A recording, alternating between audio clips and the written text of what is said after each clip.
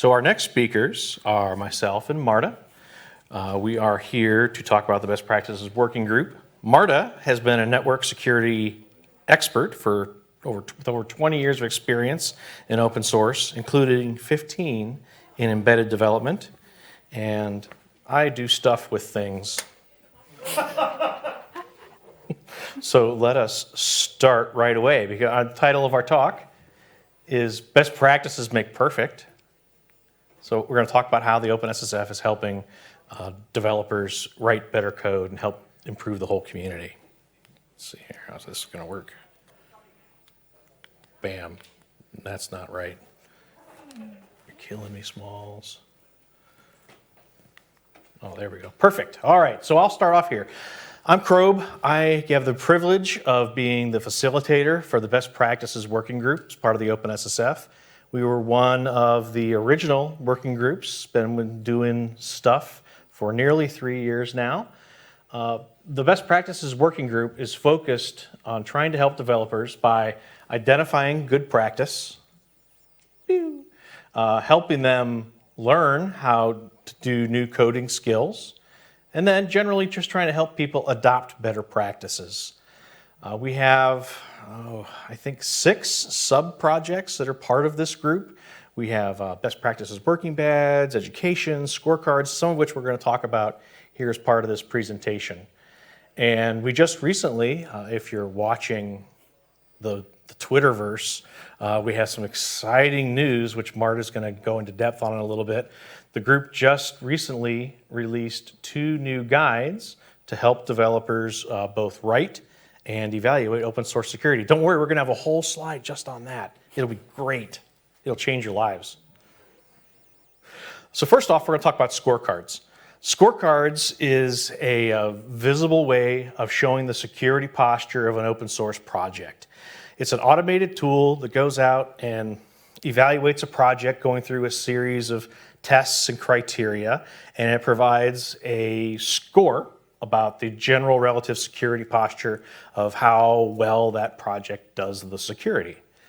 It gives you an aggregate score. You can you can drill in and look at scores in different areas around different aspects of security and securing your project.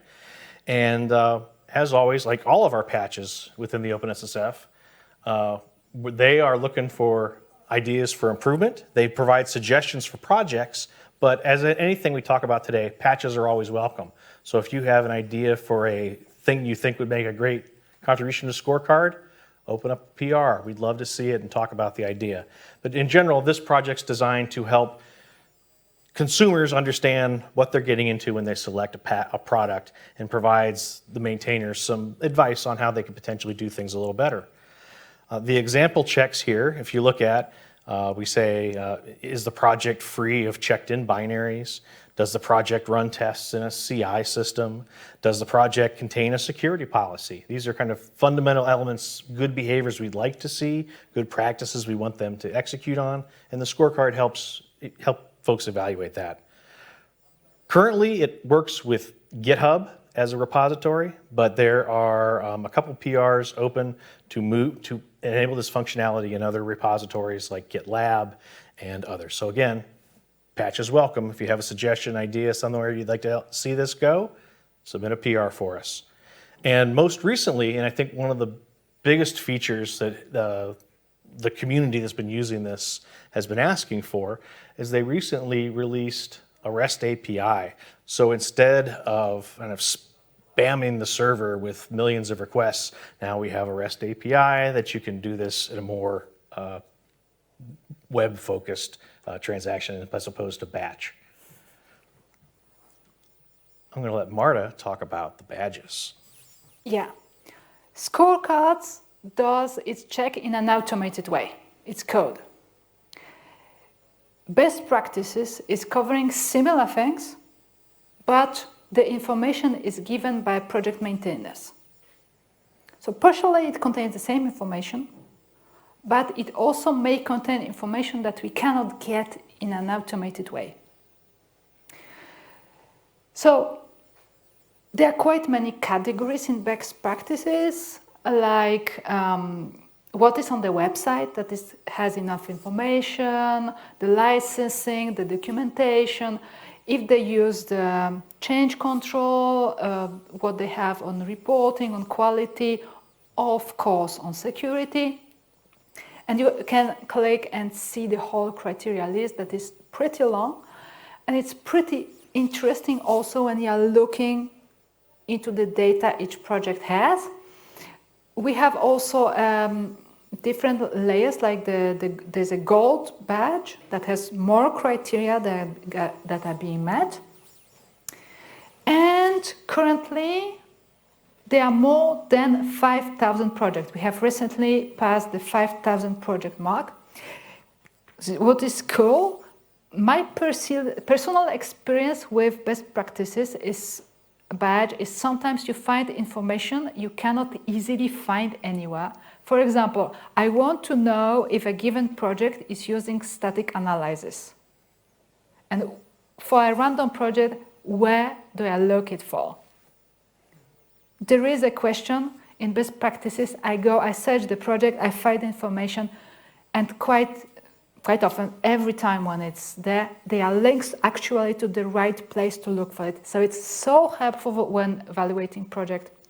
Absolutely recommend to use it and to add your project if you haven't added it yet. You can start adding and then fill up the criteria over time until you have the passing point and you will know which criteria you are missing. And of course, as for all OpenSSF projects, if you have ideas for improvements, for new features, for clarifications, open a merge request. Absolutely. Next up, another area that the Best Practices Working Group works on is we provide 2 training classes on secure coding fundamentals. These are available on multiple platforms. So if you're familiar with the edX platform, first started out there. It's available in GitHub that you could pull down and use there. We also recently started offering courses through the Linux Foundation education program. And now back at the Austin Summit Day, we announced that we are now delivering the Secure Fundamentals class using a format called SCORM, and that's what a lot of academic and corporate learning management systems use to kind of share and showcase their content. So now participating organizations are allowed to use the SCORM Connect and pull in the fundamentals training class as part of their learning management system. So now you have all possible, maybe not all possible platforms, but you have multiple platforms to choose on to run the training, so there's no excuse not to take it. And there's a couple of flavors here. You can take the class and just kind of for self-improvement, but there is also, like through the edX, for a fee, you can pay to take a test and actually receive a certification and kind of homework to showcase yourself. Question? The edX certifications cost money because edX. Correct. But you can also get a free certification from the Linux Foundation training course directly from the LF. As a knowledgeable audience member points out, if you take the class through the LF training platform, the certification test is free. Yay.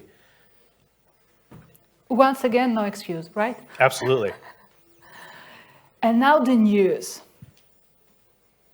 The Best Practices Working Group has been working on 2 documents, trying to compress knowledge into short documents. So there have been very long and deep discussions about what we include and what we do not include, and it's which order, what is really important, what is important for all projects, what is important just for certain ecosystems, and we have come with 2 documents that are released. They are in GitHub. You have links, so you can read it. Of course, you can comment, you can post a PR. And the 2 documents. First is the guide on developing more secure software. Those are techniques, tooling that you can consider using to make your software development better. For example, point 11 in the 25 points that are here. prominently document how to report vulnerabilities and prepare for them.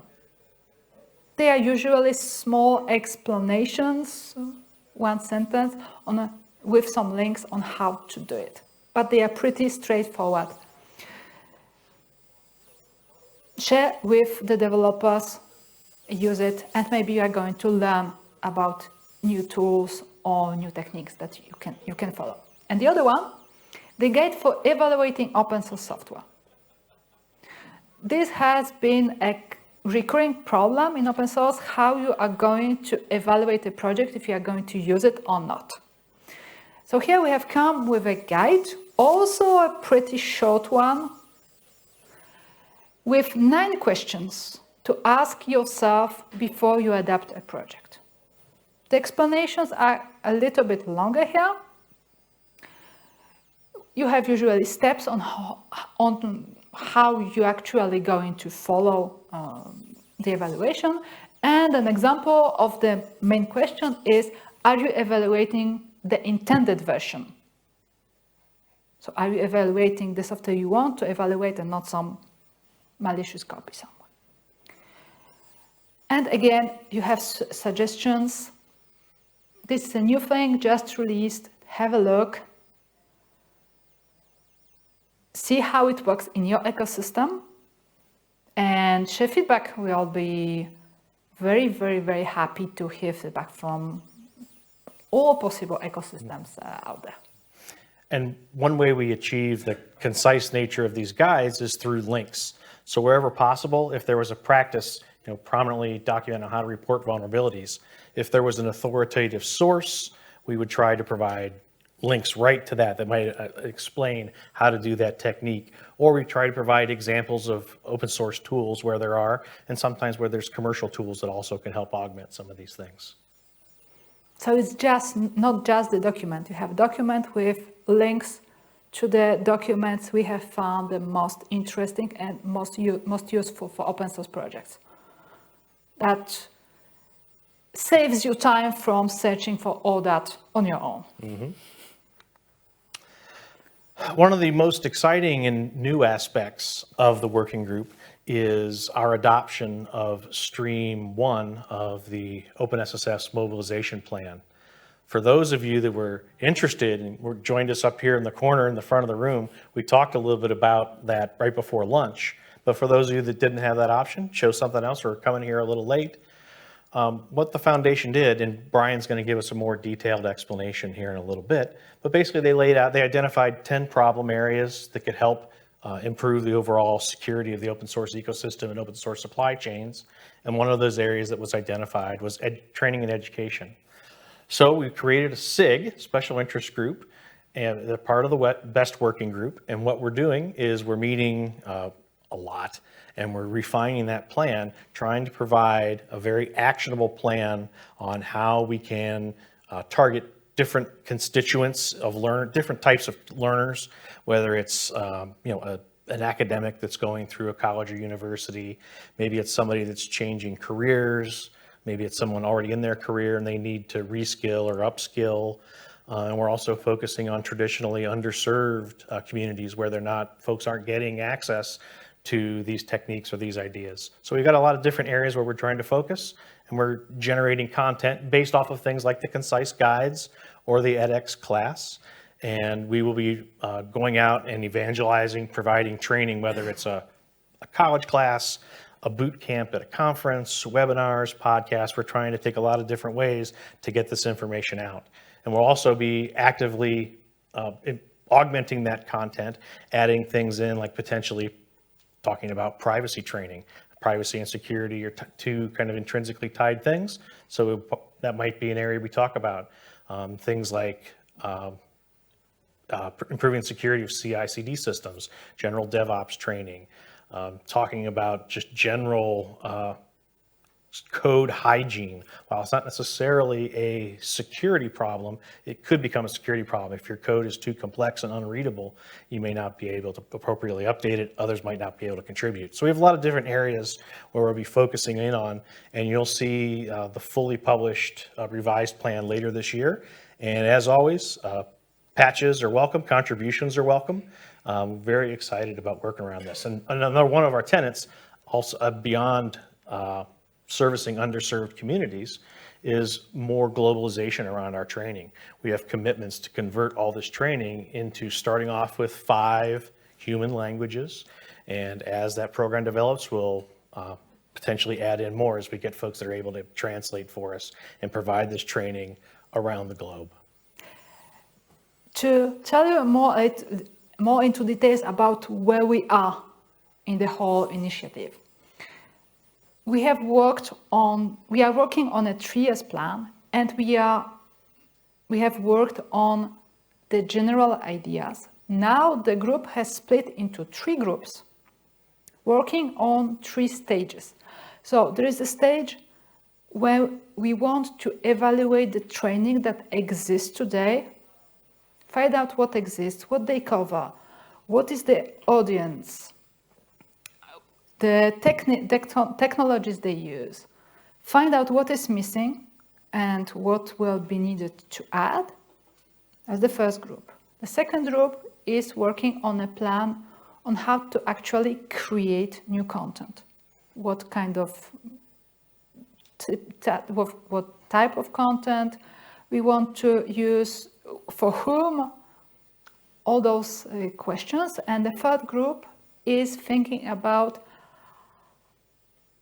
well, it's good to have all those trainings, but then how do we make actually the developers learn, right?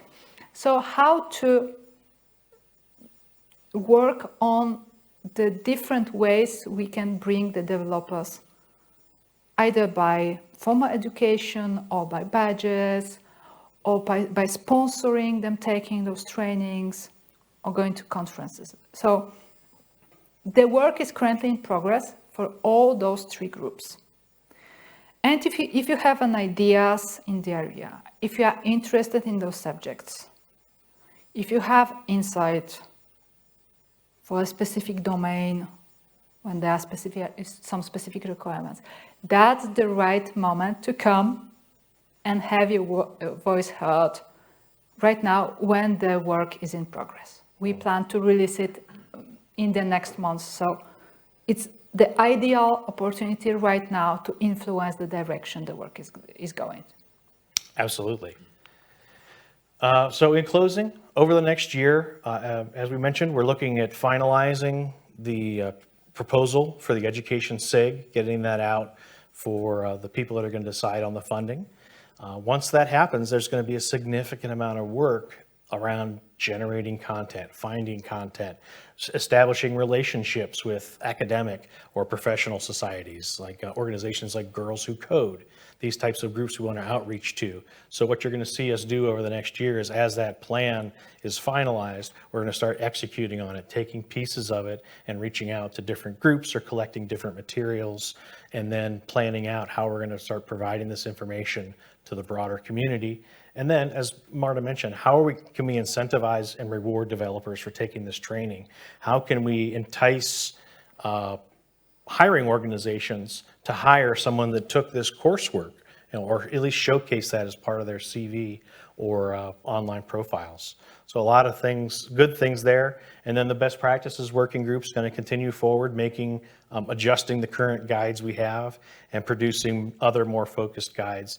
Like the NPM best practices guide was an effort that spun up out of our group. And then the NPM crew kind of took that and ran with it based off of our model. So you'll see more work like that where we're focusing in on specific technologies or infrastructures and providing secure use or guidance on how to develop in those areas. Anything more you'd like to add, ma'am? I would like to add a personal story.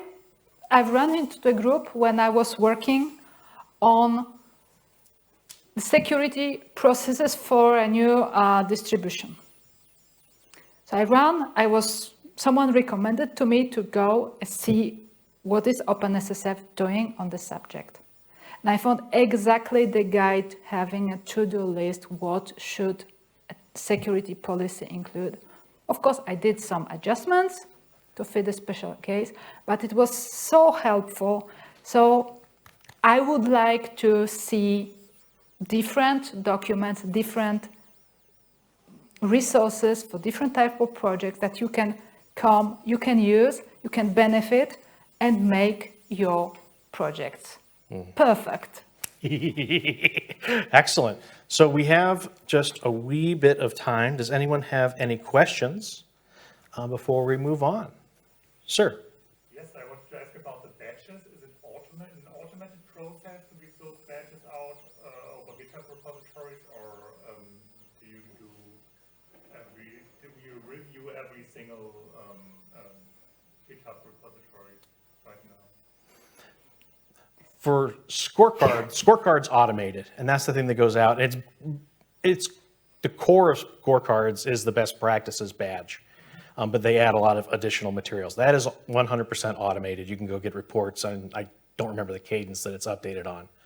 The best practices badge is a more manual process where it's an interview where the project talks with the new project that wants to get the badge. We go through and kind of review their documentation, and then the actual distribution of the badge is done electronically, where you get a little bit of code to showcase that in your repository, showing that you earned a basic silver or gold badge.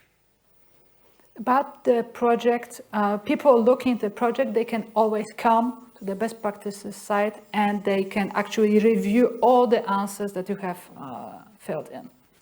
So you have the badge, but you also have all the information that's available. Any other questions? Sir? Yeah, are you aware of any tooling that connects an SPDX output, for example, with the scorecard or the... So the question is, are we aware of any tooling that connects SPDX with either scorecards or the best practices badge? I'm not personally aware at this time, but there's a special guest. An expert will be talking about SPDX later today, and you could ask her that question. I'm not familiar myself. I can look it up, but we'll have someone here that can probably directly answer your question here in a little bit. Okay. Any other questions about best practices or education in the back? Yeah, so I'm working a lot with CNCF to get them to be compliant with these best practices. Do you have any information around about how long it takes once a project gets focused on this? Is it months? Do you know how long it takes them to be fully compliant to be the faster that you're scanning for? So the question was, approximately how long does it take for someone to go through, a petitioner to go through the best practices badging process? The answer is going to be, it depends. How much time and how much documentation does that project have up front? We move at the velocity of the project. I'm told typically like a basic and for the basic level, it takes a couple weeks, like 2 weeks to go through and double check all the information. And then as you go further along, like for silver or gold level, there are potentially changes the project has to go through to have more documented maintainers. And that might take some time to get those people up to speed. So the silver and gold, I don't have any statistics. David Wheeler would be a person you want to reach out to. He would know exactly because he's the dude that does the interviews. Yes, please. Wow, the first question was, do the badges expire? I don't know, but I'll find out during the next speech and I'll let you know afterwards. What was your second question? Oh, that's it? Yeah, so I don't know, but Mr. Wheeler is awake over in the United States, so I'll reach out to him and see if I can get an answer for you over Slack. You're welcome. Wasn't the slide saying 2 years? I didn't do that slide.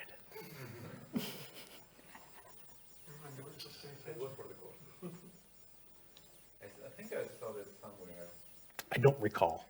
Okay. But again, I'll get an answer here definitively in a few minutes. That was an expiration. And if David's on watching, feel free to Slack me. Any other questions? Maybe one that I could answer. Yes, sir. So we talked about the working groups in a few of these talks and all. How do I find out when the working groups are? Oh, phenomenal question. Well, we have a publicly available Google Calendar that has all of the meetings and links to get into the Zoom calls. All the calls are generally conducted over Zoom. The groups generally will do like their meeting notes in Google, which will get converted into a Git artifact in their repo. But every one of these working groups has a Git repository you're welcome to get in and look at, submit issues or pull requests. And that also talks about meeting times, meeting frequency, and other information like what's our Slack channel, if we have any other affiliated means, like what our mailing lists are. So every working group has a GitHub, a mailing list, a Slack channel, and a calendar entry associated with it. And the meetings are usually recorded, Yes. so you can review the previous meetings and to see what's happening and if it's the right group for you to address the questions you have. And much like this amazing OpenSSF day, that's all going to go out onto the Foundation's YouTube channel. And that's where you can see all the working group calls. Any additional questions? That was one I can answer. Just a comment, the badges do not expire. They don't? Do not. Okay. There will be an entry if you scroll all the way to the bottom of the badge itself. You will see the questionnaire, you'll see what's been self-attested, and there'll be a record of when was the last modification, and whether that like changed the gradient, if they're like 90% there, or they're 125% beyond a passing, and they're like attaining a silver or gold badge. But yeah, it does not expire. But yeah, some projects have had it for 3 years. Mm-hmm. If you check, like, there's very few that are like 300% all the way to the end. Yes. Linux kernel and top, but Mm-hmm. yeah, no expiration. Okay, excellent. And potentially, if that is an issue, if you would like to see that, that's something you could submit and the project maintainer and the working group can talk through. But right now, as the gentleman mentioned, there is no current expiration on the badge itself. Thank you. All right, thank you, everybody. I really appreciate it.